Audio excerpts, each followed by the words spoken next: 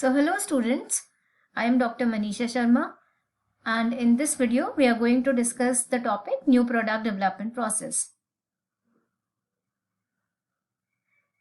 So these are the various steps or the stages of the new product development process which we are going to discuss one by one. So we begin with the first step and that is known as idea generation. So what is idea generation?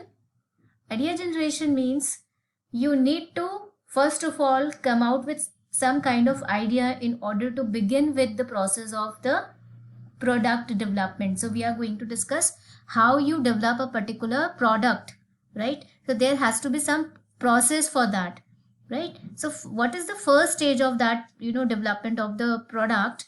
So that is known as idea generation. First of all, you come out with some kind of idea and you can gather that idea, through many sources.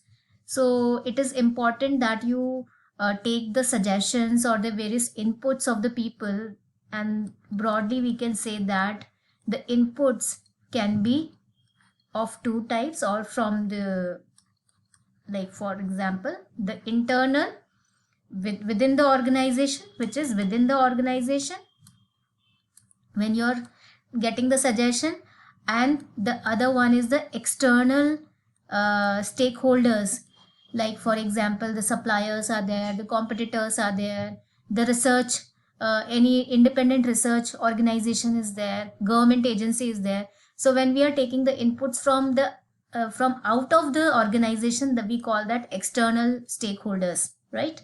So we can gather idea through talking to many people. Those people can be the employees of your own organization, your own company. They may be the part of your own company, or they may be, you can gather the information related to the idea generation. What is the idea generation? Means you need to get some kind of idea which can work in the market, in the present scenario, according to the various, whatever environment is prevailing, whatever changes have been happening in the environment. You need to come out with some kind of idea which can be which can work in the market. So here we can take the example of Zomato or some such companies which are providing the services to the consumers by delivering the food items to their homes.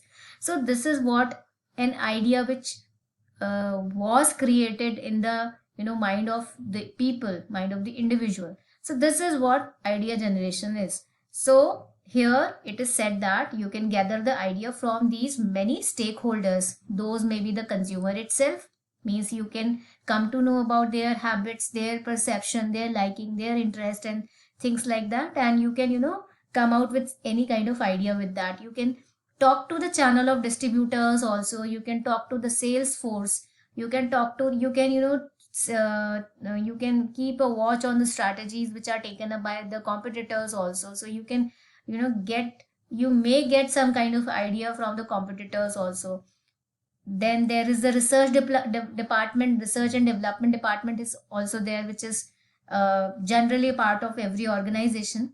And independent research company you can also approach, it is an external stakeholder. Government agency, you can get any kind of policy if it has been formulated by any government agency for your industry or for your particular sector, then out of that, because of that particular policy, you can think of something which can work.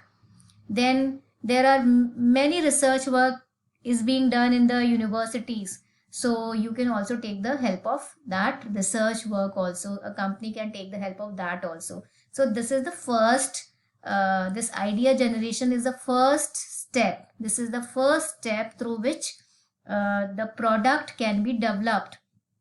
Next we move to the second stage, which is known as idea screening. Achha, there is one more important thing when we talk about the first stage, that once you get the idea from these many stakeholders, that is okay, but how you're actually collecting those ideas, and how you are going to analyze those ideas, how you are going to recognize those ideas and evaluating them, it is also very very important.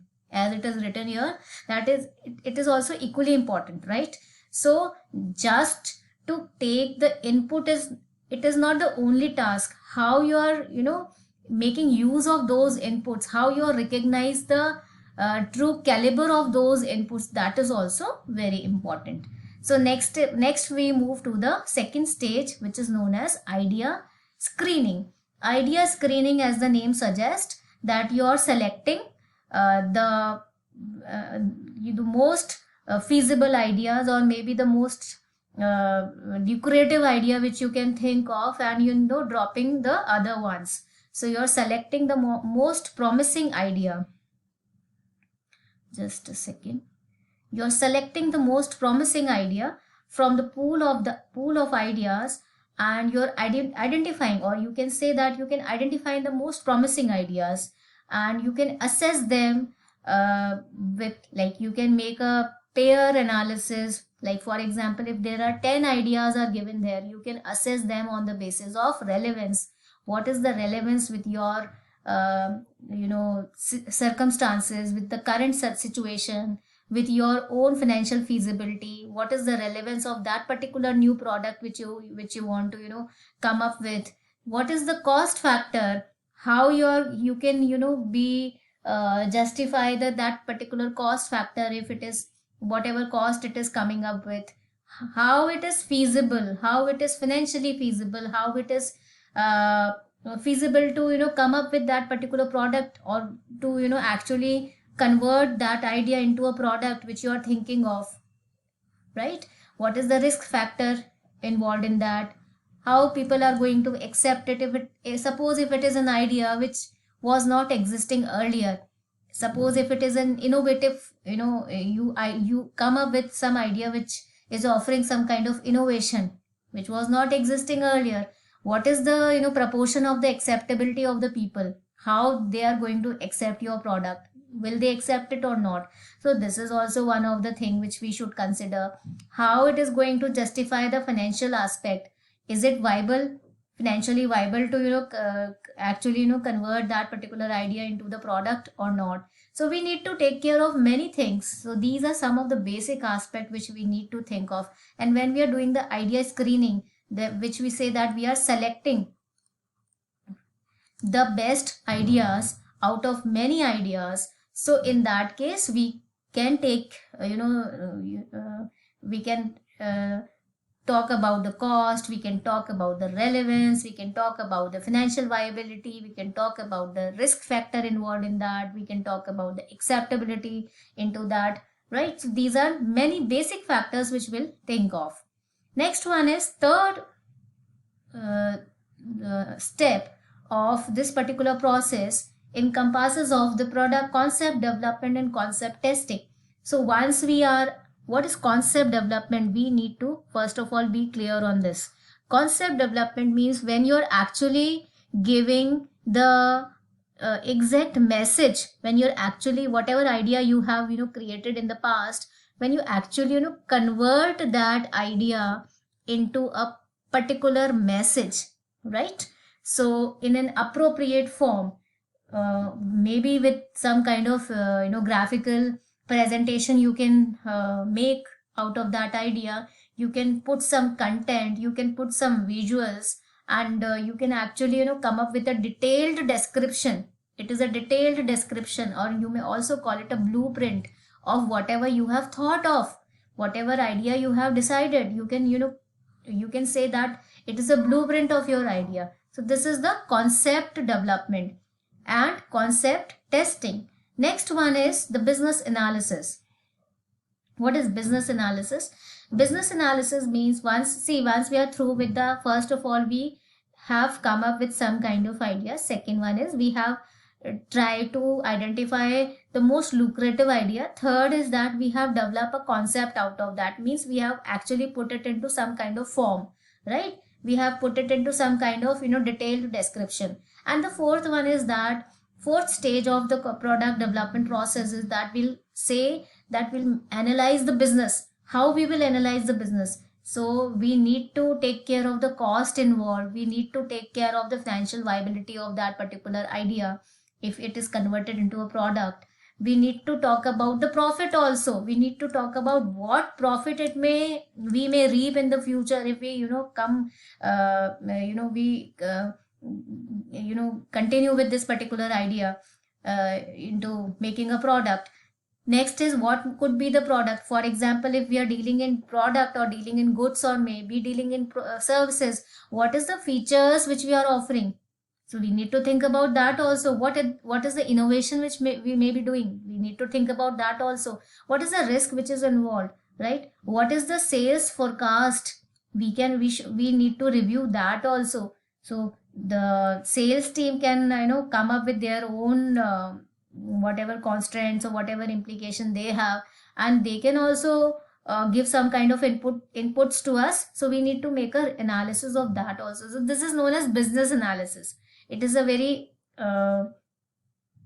basic thing that we need to, once we are coming up with any kind of policy also, we need to make a business analysis. We need to make a SWOT analysis beforehand, that what is the financial aspect, what is the cost aspect, what is the profit aspect, what is the risk aspect, what is the payback time duration. So all these things that we need to make an analysis. Next one is marketing strategy development. So it is a very, very simple thing that once we are through with the business analysis, we'll come up with marketing strategy development. What is marketing strategy? So we need to talk about the marketing mix here.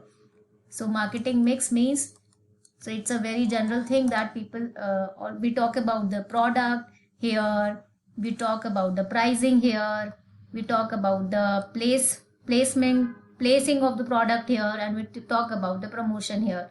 How we are going to, what would be the product, what is the product, what are the features of product, what is the price.